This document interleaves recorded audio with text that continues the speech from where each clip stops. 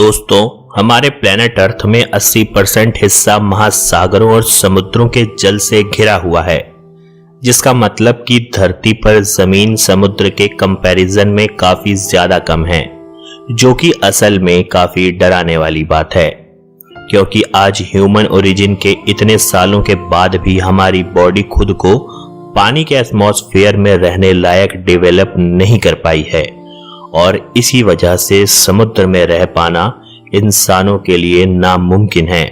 यहां तक कि हमें अपने समुद्रों से ज्यादा मून की सरफेस के बारे में पता है। समुद्र हमेशा से ही इंसानों के लिए क्यूरियोसिटी का जरिया बना हुआ है और आज हम बात करेंगे 10 ऐसी ही चीजों के बारे में जिन्हें देखकर आप काफी ज्यादा हैरान रह जाएंगे। तो आइए शुरू करते हैं। The ball. इस चीज को देखकर आप क्या कहेंगे कि यह क्या चीज है? क्या यह वाकई कोई हॉट एयर बैलून है या फिर कोई एलियन की स्पेसशिप जो समुद्र में आकर गिरी है? वैसे दिखने में यह किसी सी मॉन्स्टर जैसी भी नजर आती है, लेकिन असल में ऐसा कुछ भी नहीं है। यह अजीब सी दिखने वाली बॉल सबसे पहले इंडियन ओशियन में ऑस्ट्रेलिया के पश्चिमी तट पर रहने वाले मछुआरों ने देखी थी और उन्हें भी कोई आइडिया नहीं था कि यह क्या है। जब उन्होंने पास जाकर इसको देखा तो उन्हें किसी डेड थिंग की स्मेल आई, जिससे उन्हें लगा कि यह कोई व्हेल मछली है जो शायद पेट में काफी ज्यादा गैस भरने की वजह से ऐसी दिख रही है और हो सकता है कि इसी वजह से इसकी मौत भी हुई हो। लेकिन यह सच में व्हेल ही है, इस बात का भी किसी को आज तक पक्का यकीन नहीं है और उसके बाद यह रहस्यमयी जीव गायब हो गया। Whale funeral. व्हेल किसी भी ओशियन की सबसे बड़ी क्रिएचर होती है, इसी वजह से इन्हें ओशियन का रूलर भी कहा जाता है। जापान में साल 2007 में क्या हुआ जब एक सेलर किसी तरह अनजाने में ही व्हेल के फ्यूनरल में बिन बुलाए मेहमान की तरह पहुंच गया। उस शख्स ने बताया कि जब वो वहां पहुंचा तो वहां एक व्हेल मछली मर रही थी। उसने बताया कि वहां और भी कई सारी व्हेल और बाकी मछलियां भी मौजूद थीं और फिर उन्होंने मिलकर एक साथ काफी तेज आवाजें निकालनी शुरू कर दी, जैसा वो उस व्हेल के मरने पर अपना दुख जता रही हो। आमतौर पर ऐसी आवाजें मछलियां समुद्र के अंदर ही निकाला करती हैं और जिससे यह बाहर इतनी तेजी से सुनाई नहीं पड़ती। उस रात पूर्ण चंद्रमा यानी कि फुल मून आसमान में चमक रहा था और उस रात मछलियों के फेंट पफ वहां का माहौल काफी ज्यादा डरावना बना रहे थे। इसके थोड़ी देर के बाद वे सभी वहां से चली गईं। उनकी आवाज से ऐसा लग रहा था जैसे वे उस मरी हुई व्हेल को गुड बाय कह रही हों। यह सीन एक टाइम पर काफी डरावना और सुंदर भी लग रहा था। The forgotten battle.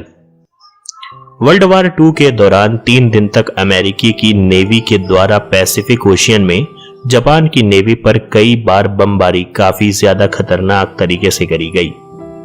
Chak lagoon में हुई इस बैटल में 6 बड़े जहाज, 32 मर्चेंट शिप और करीब 250 एयरक्राफ्ट के साथ ही जापान की आर्मी के 4500 से भी ज्यादा लोग मारे गए थे, जिनकी बॉडी और मलबा हमेशा हमेशा के लिए समुद्र में दफन हो गया। इस घटना के 75 सालों के बाद भी समुद्र में इस बैटल के एविडेंस आज भी मौजूद हैं। इन एविडेंसेस में डूब चुकी नावें, बुलेट्स, बॉम्ब्स और तोपें भी शामिल हैं जो समुद्र के तल पर स्थित हैं। कई स्कूबा डाइवर्स ने इस बैटल के एविडेंसेस और बॉडीज को काफी अनसेटलिंग माना है, जिनकी वजह से उन्हें मेंटल प्रॉब्लम्स का भी सामना करना पड़ता है। Mariana trench. हम जानते हैं कि दुनिया में समुद्र की सबसे ज्यादा गहराई मरियाना ट्रेंच में है। यह ट्रेंच 36,201 फीट यानी कि करीबन 7 मील गहरा है, जो पैसिफिक ओशियन के पश्चिमी हिस्से में मौजूद है। आज तक सिर्फ 3 लोग ही इस ट्रेंच के बॉटम, जिसे हैडल जोन कहा जाता है, तक पहुंच पाए हैं। इन लोगों में से एक famous movie director James Cameron भी हैं। इतने कम लोग इसमें नीचे तक पहुंच पाए हैं। इसके पीछे की वजह इसकी वर्स्ट कंडीशन है। आप इस पानी में जितना ज्यादा नीचे तक जाने की कोशिश करते हैं, आपकी बॉडी पर उतना ज्यादा ही प्रेशर बढ़ता जाता है इस ट्रेंच के बॉटम पर यह प्रेशर 8 टन पर स्क्वायर इंच हो जाता है, जो आपके सर पर 1000 हाथियों को बिठाने जितना ही प्रेशर है। इसके अलावा समुद्र की गहराई में काफी सारे डरावने और क्रीपी सी स्ट्रक्चर्स भी रहते हैं, जिनसे खुद को सुरक्षित रख पाना अपने आप में एक बहुत बड़ा अचीवमेंट होगा। RMS Titanic. जब हमने जेम्स कैमरॉन की बात कर ही ली तो आपको उनकी मूवी टाइटैनिक भी जरूर याद रहेगी। टाइटैनिक एक बड़ा लग्जरी ओशन लाइनर शिप था जो 10 अप्रैल साल 1912 में इंग्लैंड से न्यूयॉर्क तक अपनी यात्रा पर निकला था। इसके 2 दिन के बाद ही 14 अप्रैल की शाम को उत्तरी अटलांटिक महासागर में यह एक आइसबर्ग से टकरा गया। इस एक्सीडेंट के कुछ देर के बाद ही इस शिप में पानी भरने लगा और टाइटैनिक डूबने लगा। डूबने से पहले यह शिप 2 हिस्सों में टूट गया और इसके दोनों टुकड़े समुद्र के तल पर थोड़ी दूर में गिर गए। इस एक्सीडेंट से 1517 यात्रियों की डूबकर मौत हो गई, जबकि सिर्फ 706 पैसेंजर ही उस हादसे में बच पाए।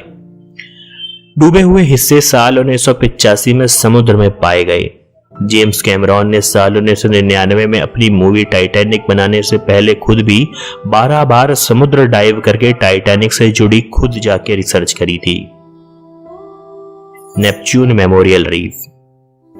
समुद्र की सतह से 46 फीट नीचे फ्लोरिडा के मियामी आइलैंड में 3 मील की दूरी पर मौजूद ये पानी के नीचे मौजूद कब्रिस्तान किसी अजूबे के जैसे लगता है।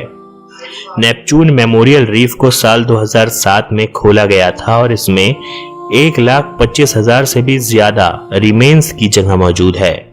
इसमें रिमेन्स को रखने के लिए उन्हें पहले सीमेंट के साथ मिक्स किया जाता है और ये रिमेन्स इसे दुनिया की सबसे बड़ी आर्टिफिशियल रीफ का दर्जा दिलाते हैं। यह ग्रेवयार्ड यानी कि कब्रिस्तान देखने में तो काफी ज्यादा खूबसूरत लगता है और इसके अवशेष यानी कि रिमेन्स को यादगार बनाने का यह काफी अच्छा तरीका भी है। डिमेंटर्स। किसी आइलैंड के कोस्ट पर समुद्र में मौजूद लाइट हाउस में ड्यूटी करने वाले एक गार्ड के अनुसार एक रात को जब वो लाइट हाउस पर पहरा दे रहा था तब वहां काफी ज्यादा कोहरा था। वह कोहरा काफी ज्यादा घना था कि उसे अपने पास 10 फीट तक की डिस्टेंस पर मौजूद भी कोई चीज ठीक से नजर नहीं आ रही थी। तब तक उसके सीनियर ने उसे कहा कि उसे पहरा देने की कोई जरूरत नहीं है क्योंकि वहां से कोई भी बोट या शिप के जाने की खबर उन्हें नहीं मिली थी। वो ये बातें कर ही रहा था कि उसने कुछ टकराने की आवाज सुनी। उन्होंने वहां पर काले कपड़े पहने कोई आकार देखा तो उनकी तरफ ही बढ़ते चले जा रहा था।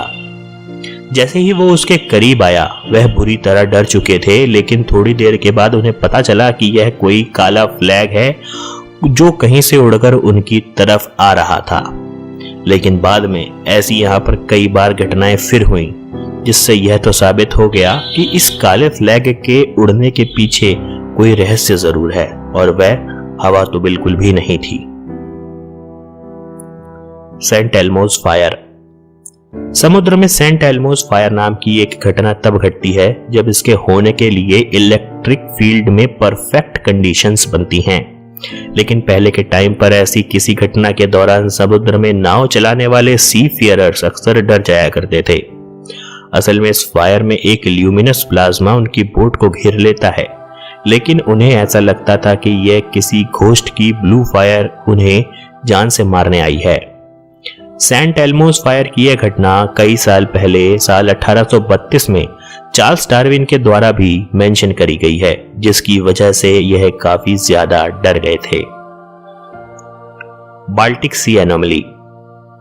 स्वीडन की ओशियन टीम के द्वारा साल 2011 में यह अजीब सी एनोमली ढूंढी गई थी।